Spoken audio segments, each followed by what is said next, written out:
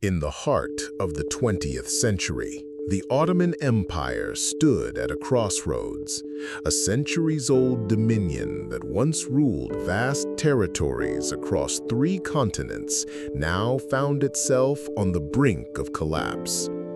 As the flames of World War I engulfed Europe, the Ottomans were forced to make a critical choice: to remain neutral or join a conflict that could seal their fate. What followed was a series of battles, alliances, betrayals, and revolutions that would reshape the Middle East forever. This is the story of the Ottoman Empire in World War I, a tale of ambition, strategy, collapse, and legacy.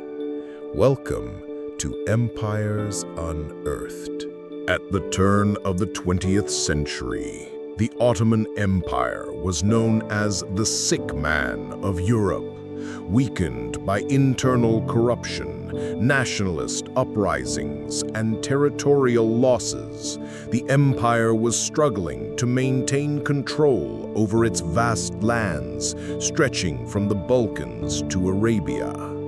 Sultan Abdul Hamid II had tried to preserve power through authoritarian rule and pan-Islamism, but his reign was overthrown in 1909 by the Young Turks, a revolutionary group determined to modernize and centralize the state. The new leadership under the Committee of Union and Progress believed that reform could save the empire, but they faced immense challenges. The Balkan Wars of 1912 and 1913 had stripped the Ottomans of nearly all European territories, exposing the fragility of the empire and its military. As Europe edged closer to war in 1914, the Ottomans were courted by both the Entente and the Central Powers, but their alliance with Germany had already begun to form under the leadership of Enver Pasha. The Ottoman military sought German training, weapons, and infrastructure investment. Germany saw the Ottomans as a strategic ally, controlling access to the Middle East, the Caucasus, and the Suez Canal, a vital artery of British imperial power. Despite initial neutrality, the empire was already preparing for war.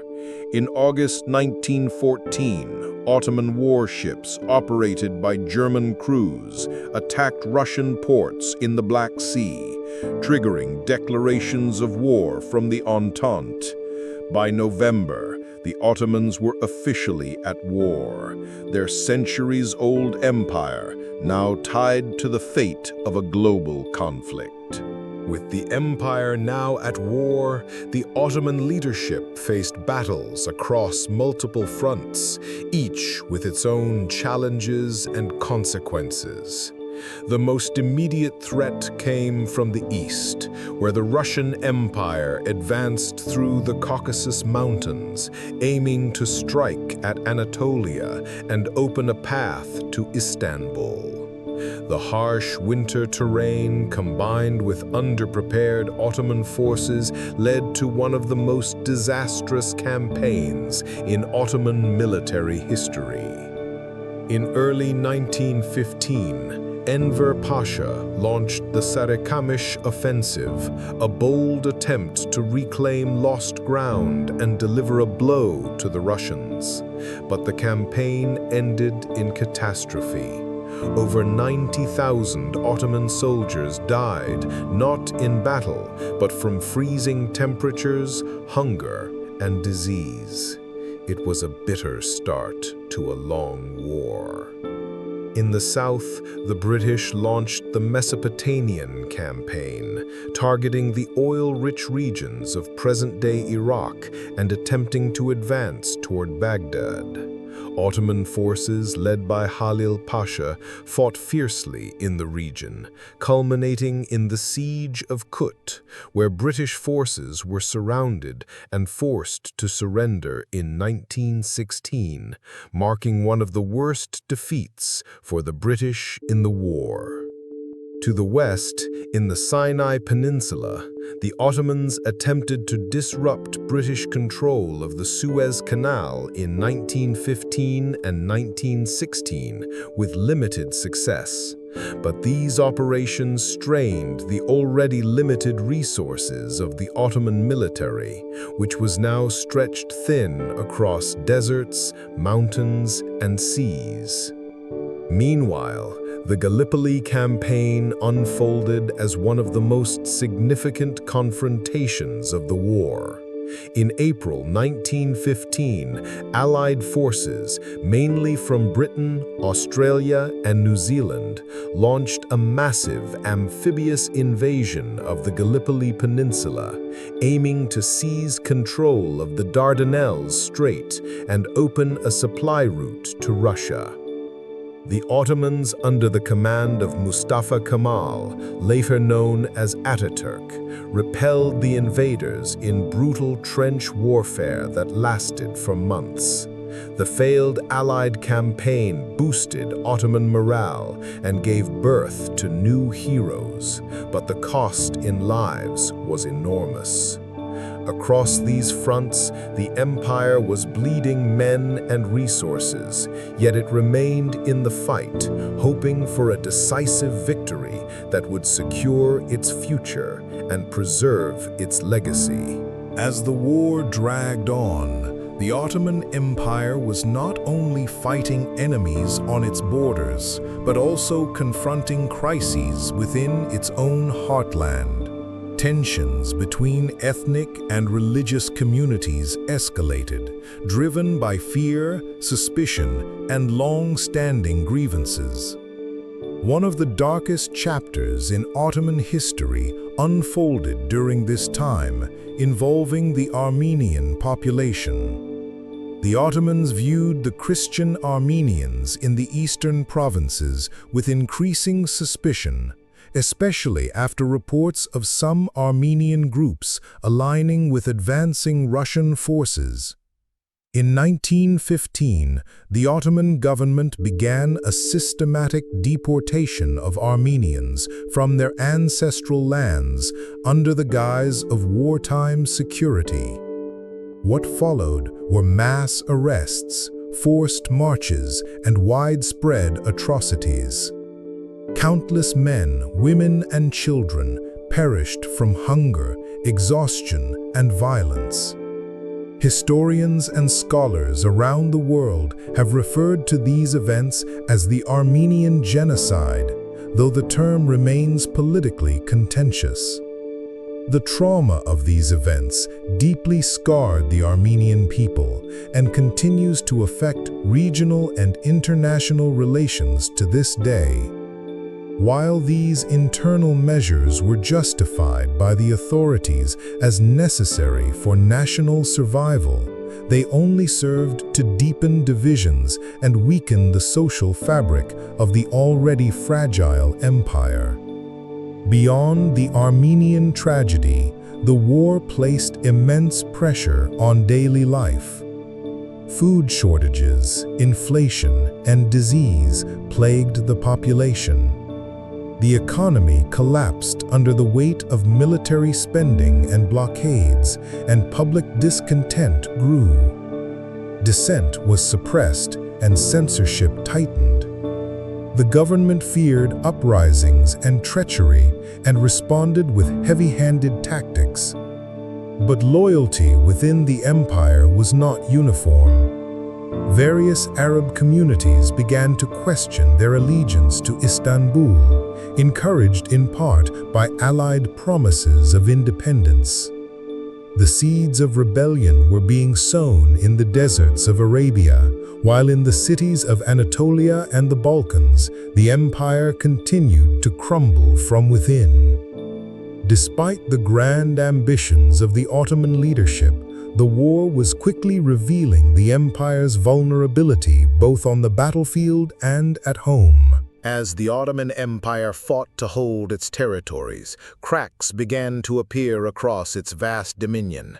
One of the most consequential developments came from the Arab world, where dissatisfaction with Ottoman rule had been growing for decades.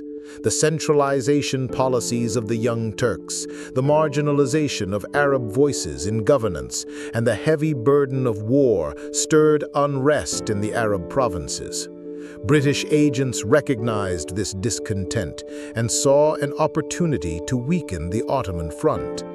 In 1916, the British forged a secret alliance with Sharif Hussein of Mecca, a respected leader of the Hashemite family, promising him an independent Arab state in return for leading a revolt against the Ottomans.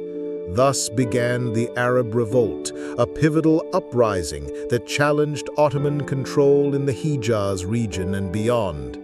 Hussein's forces, supported by British military advisors, including the now legendary T.E. Lawrence, also known as Lawrence of Arabia, waged a guerrilla campaign against Ottoman garrisons and supply lines. This revolt was symbolic as well as strategic. It galvanized Arab nationalism and led to significant victories, such as the capture of Aqaba in 1917 and later Damascus. Meanwhile, the British launched a major campaign in Palestine and Mesopotamia. In the Battle of Beersheba and subsequent offensives, the British forces pushed northward, breaking Ottoman defenses. The Mesopotamian campaign was equally devastating for the Ottomans. In earlier stages, the Ottomans had scored a victory by forcing the British to surrender at Kut in 1916. But by 1917, British reinforcements turned the tide, capturing Baghdad and establishing control over Iraq. On the Western Front in Palestine, British General Edmund Allenby advanced steadily, culminating in the capture of Jerusalem in December 1917. This was a symbolic blow to the Ottoman psyche and a major boost to Allied morale. By 1918, Ottoman forces were in retreat across nearly every front, stretched thin by the demands of war, drained by internal dissent, and overwhelmed by Allied firepower. The empire's alliance with Germany and Austria-Hungary was faltering, and even within the empire, discussions about peace and the future were growing louder. The Arab Revolt exposed the fragility of Ottoman authority in the region, and the Allied victories brought the empire ever closer to collapse. As the Ottoman armies withdrew and the Arab forces advanced, a new political reality was beginning to take shape in the Middle East, one that would have long-lasting consequences. By the final year of World War I, the Ottoman Empire was a shadow of its former self. Exhausted militarily, economically, and politically, it struggled to maintain cohesion as defeat loomed ever closer. In 1918, the Allied forces launched a major offensive known as the Battle of Megiddo. Under the command of General Allenby, this decisive campaign broke the last Ottoman defensive lines in Palestine.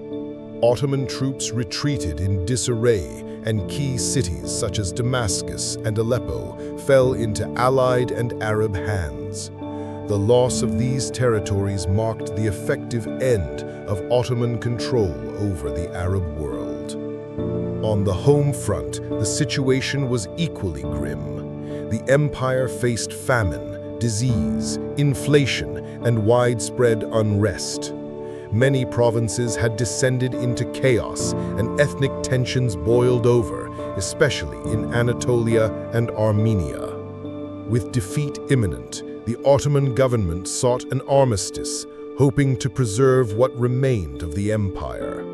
On October 30th, 1918, the Armistice of Mudros was signed, ending Ottoman involvement in the war. Under the terms of the armistice, Allied forces were allowed to occupy key Ottoman ports, fortresses, and railways, including Istanbul itself. This occupation humiliated the empire and sparked a national awakening among Turks who had grown disillusioned with the Sultan and the wartime leadership. Over the next few years, the Allied powers began carving up Ottoman territory under various agreements, including the Sykes-Picot Agreement and the Treaty of Sèvres. These agreements divided the Middle East into zones of British and French control, ignoring promises made during the war and fueling long-term resentment and conflict in the region. Meanwhile, in Anatolia, a resistance movement led by Mustafa Kemal Pasha, later known as Ataturk, began to take shape, rejecting the terms of the Treaty of Sèvres and the continued occupation of Turkish lands. This marked the beginning of the Turkish War of Independence, a struggle that would eventually result in the abolition of the Ottoman Sultanate in 1922 and the establishment of the Republic of Turkey in 1923. With the fall of the Sultanate and the rise of a secular nationalist government, the Ottoman Empire came to a definitive end after more than 6 centuries of rule. Its legacy lived on in the new Turkish state and in the many nations that emerged from its former territories. But the empire itself was gone, a victim of war, internal weakness, and the forces of modern nationalism. The Ottoman Empire's role in World War I was both tragic and transformative. Its downfall reshaped the Middle East, redrew global alliances, and ended one of the longest-lasting empires in history.